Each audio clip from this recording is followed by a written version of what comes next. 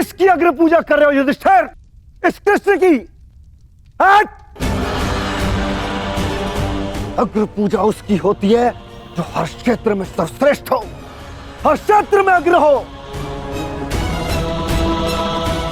और ये कृष्ण, ये तो छल करने में अग्र है।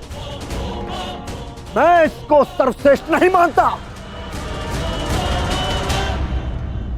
शिशुपाल, अग्र पूजा किसकी की जाए, वो यज्ञ के आह्वान कर्ता का अधिकार है। आप अपनी मर्यादा से बाहर जा रहे हैं। निसंदेह।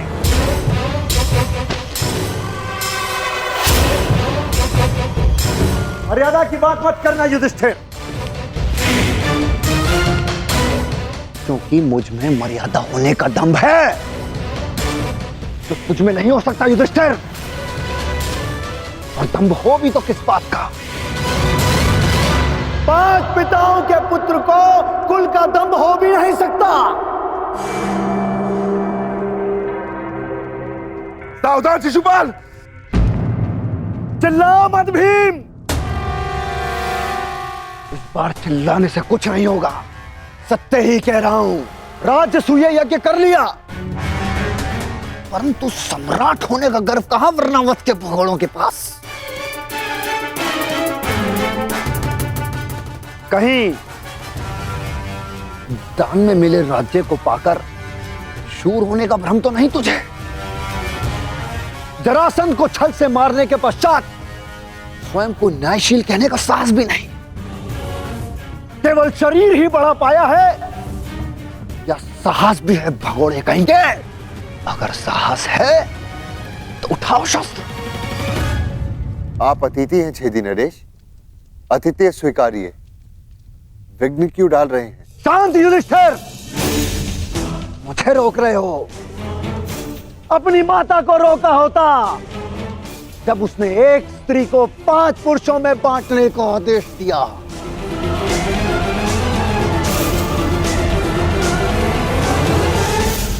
स्त्रियों का सम्मान करना सीखो शिशुपाल। ये मत भूलो कि तुम भी एक नारी की कोख से जन्मे हो। ये देखो, श्री कृष्ण वासुदेव बोले, सार का सबसे बड़ा पाखंडी, छली, कामी मुझे सिखाएगा कि किसका अपमान किया जाए, किसका सम्मान।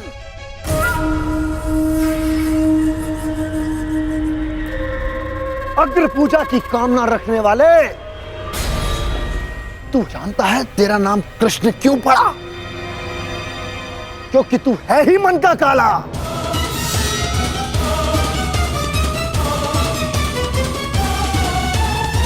तेरे माता पिता ने तुझे जन्म देते ही इसलिए त्याग कर मथुरा से गोकुल पहुंचाया क्योंकि तेरे पांव देखते ही भाप गए थे कि तू कुलनाशक सिद्ध होगा।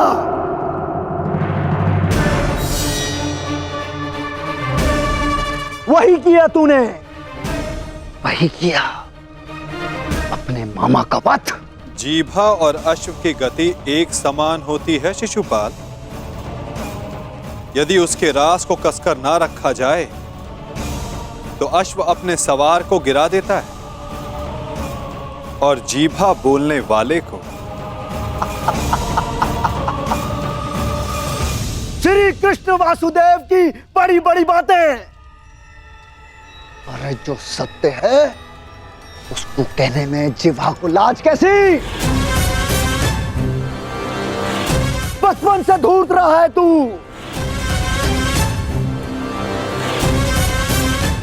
सब जानते हैं,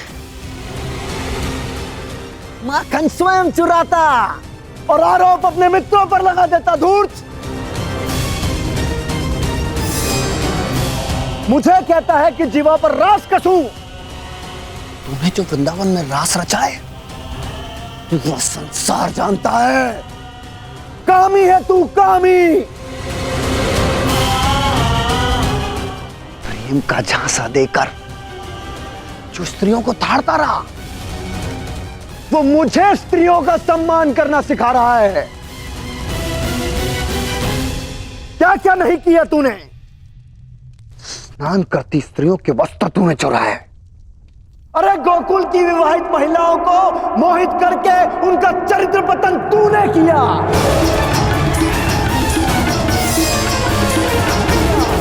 मैं सावधान करता हूं तुम्हें, मेरे धैर्य की परीक्षा ना लो शिशुपाल, अपनी सीमा में रहो।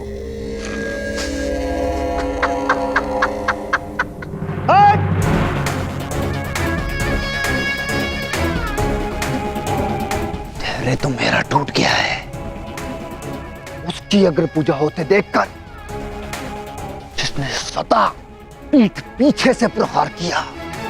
कायर है तू, कायर। सीमाएं तो तूने लांघी हैं। छल से रुक्मणी का हरण किया तूने। स्त्रियों का अपहरण करने वाले दुष्ट। तुम्हारे पापों का घड़ा भरता जा रहा है शिशुपाल, सावधान।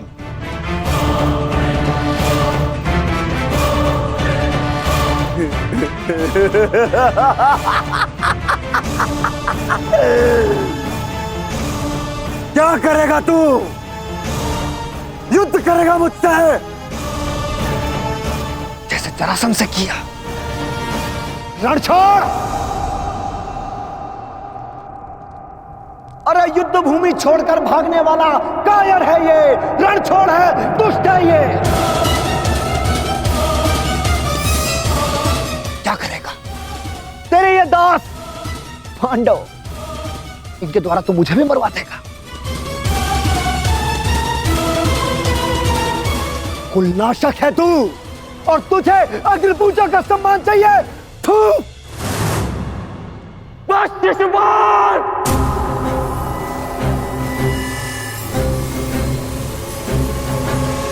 अपनी सीमा को वश में रखो। हट। मुझे एक सूत पुत्र की मंत्रणा की आवश्यकता नहीं है। ये मेरा और इस ग्वाले का प्रकरण है।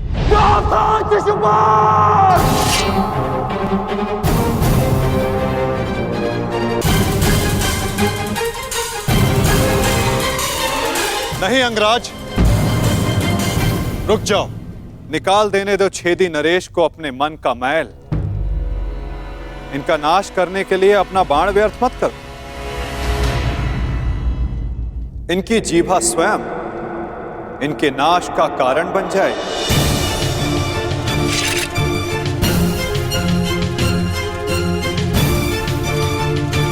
ऐसे बालक योद्धाओं को तू अपने छल से वश में कर सकता है, या फिर तेरे इन दास पांडवों को। मेरे जैसे वीर को नहीं।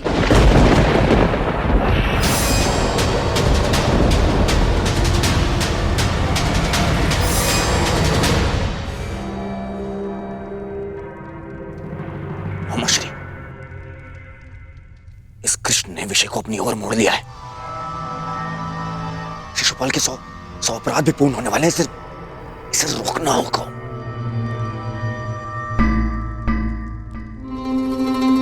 शिशुपाल, ठहरो। सब दूर रहना कायर दुर्योधन। स्वयं से कुछ होता नहीं है और मुझे रोक रहे हो।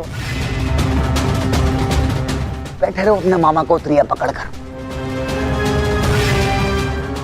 आज इस स्त्री के मान का पाखंड करने वाले को उसका उचित स्थान दिखाकर रहूंगा मैं।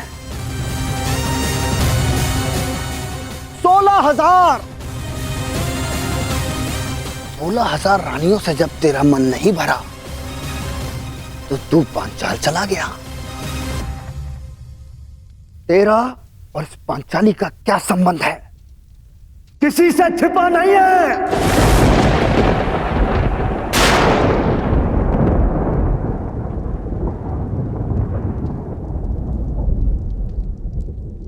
पांचाली का विवाह तूने जानबूझकर इन पांडवों से करवाया, क्योंकि तू जानता है ये मूर्ख कभी तेरा विरोध नहीं करेंगे।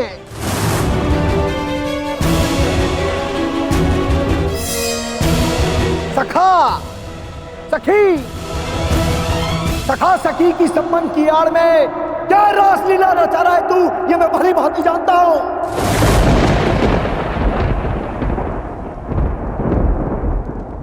पर स्त्री गमन करने वाला पापी नहीं, महापापी है तू। एक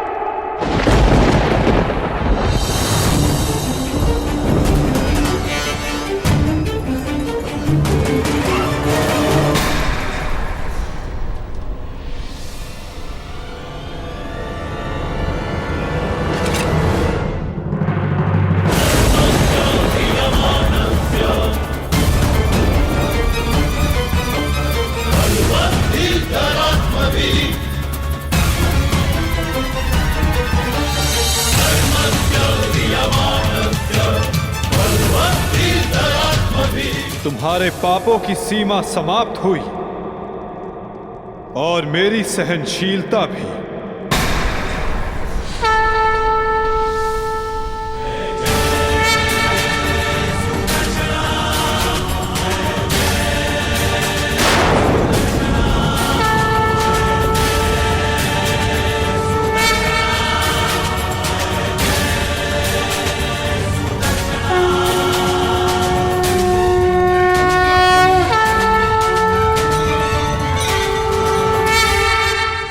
तुम्हारे पापों की सीमा समाप्त हुई और मेरी सहनशीलता भी।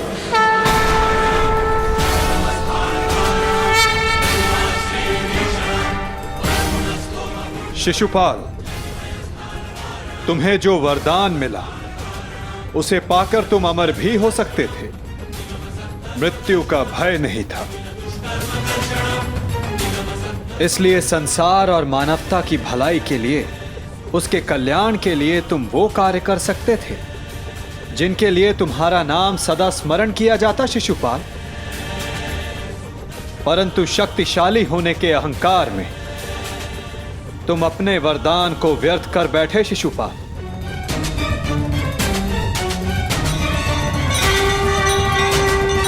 तुमने किसी का प्रेम नहीं लिया शिशुपाल, केवल श्राप लिया। अब देखो, तुम्हारा अंत, तुम्हारी मृत्यु तुम्हारे समक्ष है। ये क्या कर रहे हैं वासुदेव? ये अन्याय है। मैं इसका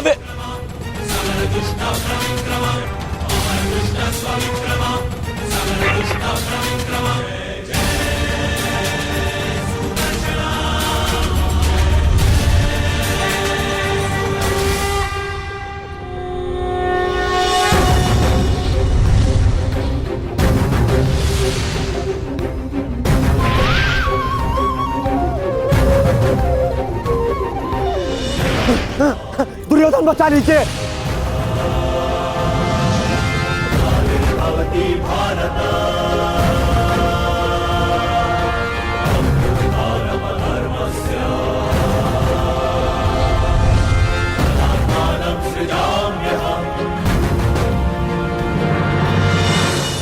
युवराज, मेरी रक्षा करो। मैं दोस्त हूं, कायर हूं मैं।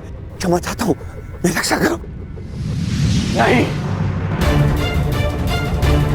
तुम केवल एक अपराधी हो जिसे बार बार सावधान करने के पश्चात भी वो नहीं माना।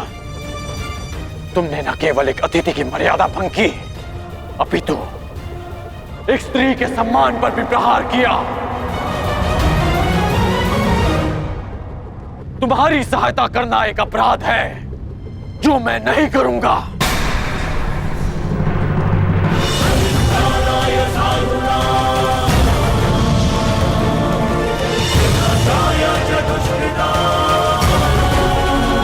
वासुदेव, क्षमा करना।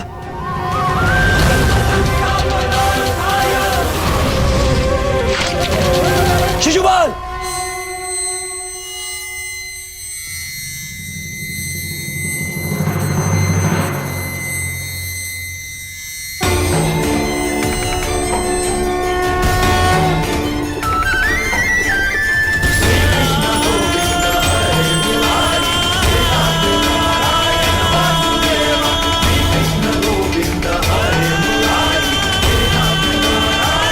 यही तुम्हारे पापों और अपराधों का अंत है, और तुम्हारे दुखों से तुम्हारी मुक्ति भी। अनर्थ हो गया वासुदेव, अनर्थ। जिस अतिथि के केवल अपमान से यज्ञ भंग हो जाता है, वहां उसका वध कर दिया आपने। मेरे भांजे युधिष्ठिर का यज्ञ भंग कर दिया आपने। अनर्थ हो गया वासुदेव, अनर्थ। मेरे भांजे युधिष्ठिर को सम्राट बनने से रोक दिया आपने, इस इंद्रप्रस्थ को शापित कर दिया।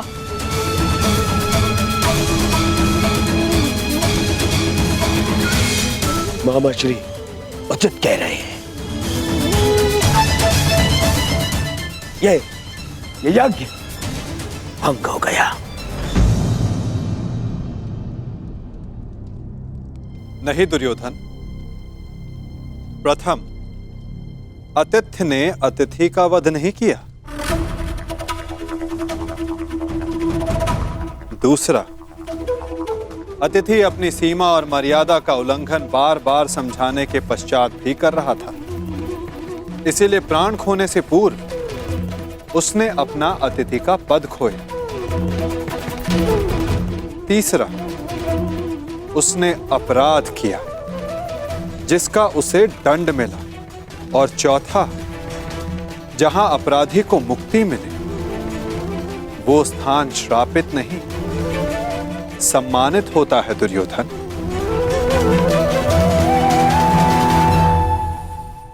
विश्वास ना हो तो अपने मित्र अंगराज से पूछ लो।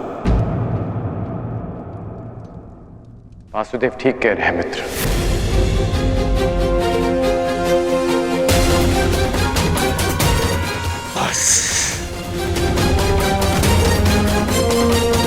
मित्र शांत हो जाओ। इस समय तुमने कुछ कहा या किया वो तुम्हारे विरुद्ध जाएगा। मित्र, तुम हस्तिनापुर के प्रतिनिधि हो। तुम्हारी एक भूल हस्तिनापुर का गौरव सदा के लिए नष्ट कर देगी। शांत हो जाओ मित्र। नहीं!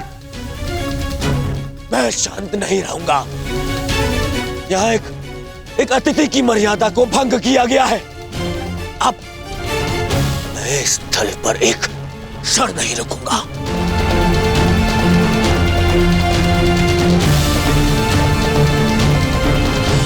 दुर्योधन, दुर्योधन, जो सोच कर आए थे वो कुछ नहीं हुआ।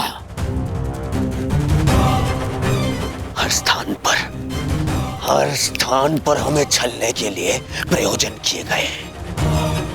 मुझे तो ये समझ में नहीं आता कि हम यहाँ आए हैं क्यों थे। चलिए मामा श्री। मित्र,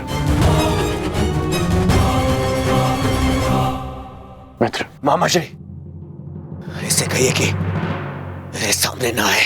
मित्र कहता है मुझे न्याय की बात कहकर उसी की बात का विरोध करता है ये।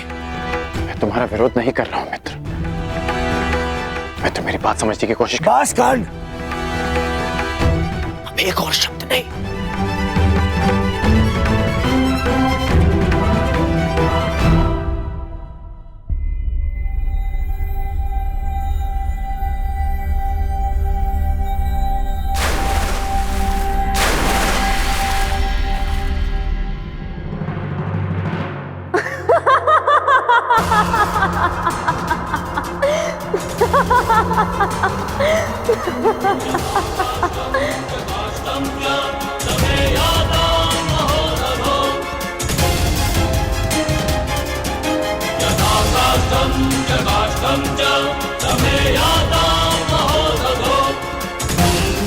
सबकी उनके पिता से तुलना करने वाला स्वयं भूल बैठा कि वो किसका पुत्र है।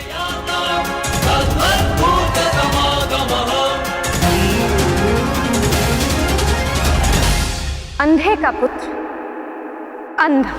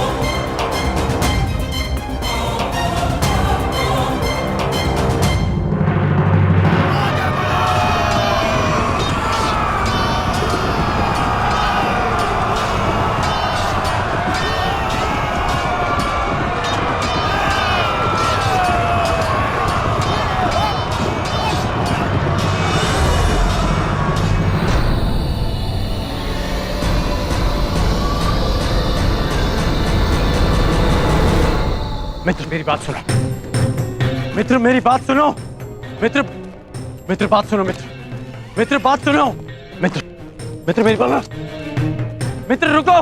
नहीं गण, ये रुकने का नहीं, प्रारंभ का समय है, प्रतिशोध का प्रारंभ। यद्यपि युधिष्ठिर को मैं सम्राट बनते हुए नहीं देख सकता था, पर फिर भी मैं आया, है ना? पर आज द्रौपदी ने मेरा अपमान कर दिया। कर्ण, मुझे अंधे का पुत्र अंधा कहा, मेरे पिता का अपमान कर दिया, इन पांडवों ने मेरा अपमान कर दिया। कर्ण, मैंने तुमसे कहा था कि मैं इन पांडवों का कभी आयत नहीं करूंगा, परंतु ये भी कहा था यदि किसी ने मुझे उकसाया तो मैं शांत नहीं रहूंगा। जो आज मेरे साथ में हुआ, जो इस पांचाली ने मुझे कहा,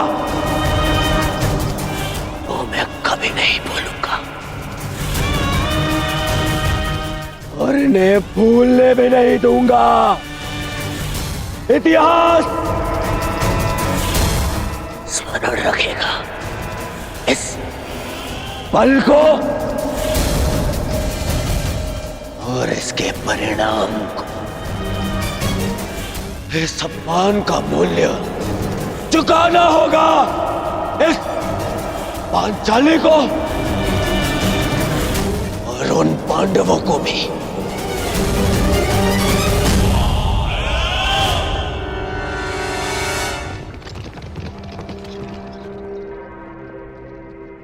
अंगराज,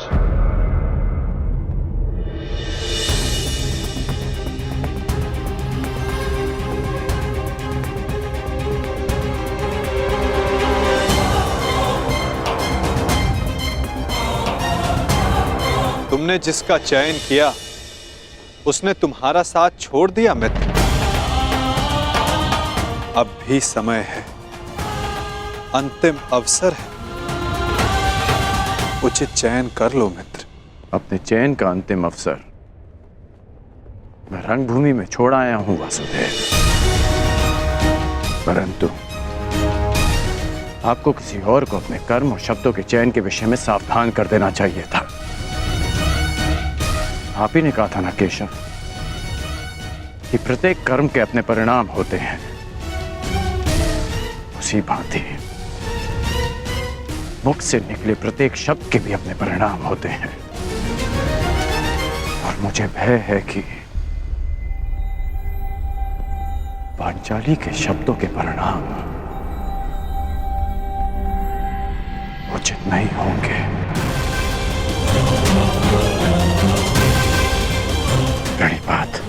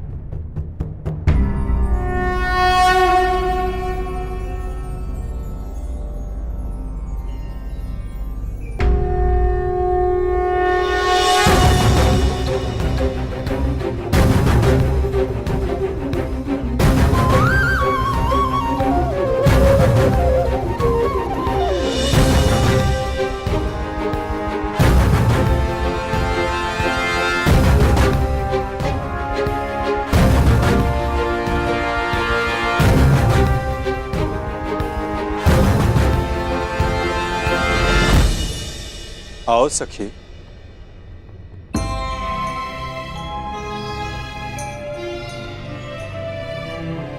बिना मुझे देखे, बिना कुछ सुने आपने मुझे कैसे पहचान लिया सखा?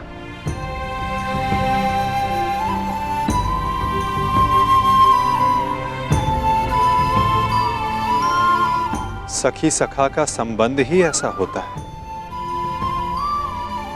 एक सुनकर तो परायों को पहचाना जाता है सखी। केवल मन से जिसकी मन की बात जान लो, सखा वही होता है।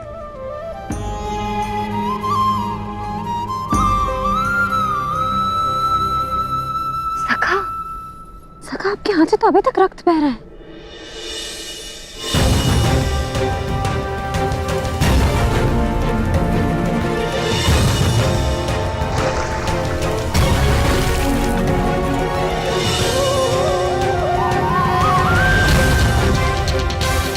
हाँ सखी, कुछ घाव सरलता से नहीं भरते हैं।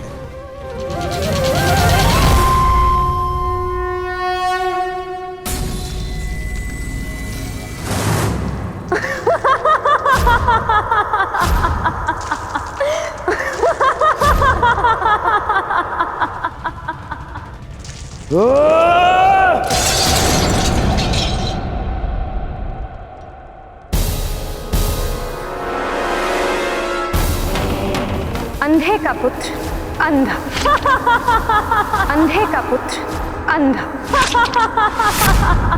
अंधे का पुत्र अंधा, अंधे का पुत्र अंधा।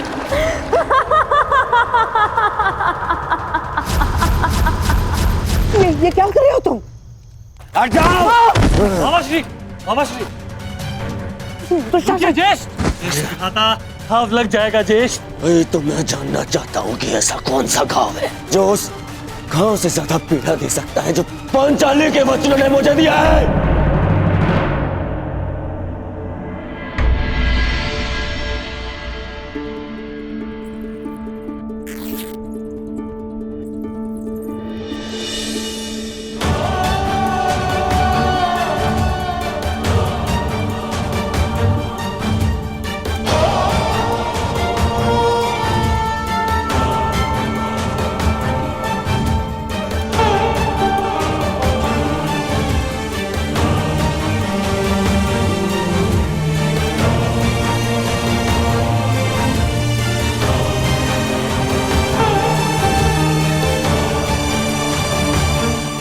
मैं जानती हूँ सखा कि आपने शिशुपाल का वध क्यों किया। इसलिए नहीं क्योंकि उसने आपका अपमान किया, परंतु इसलिए क्योंकि आपने मेरे अपमान का प्रतिशोध लिया।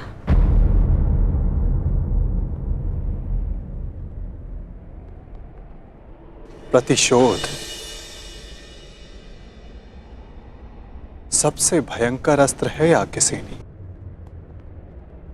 जो कभी ना भर जाने वाले घाव दे देता है।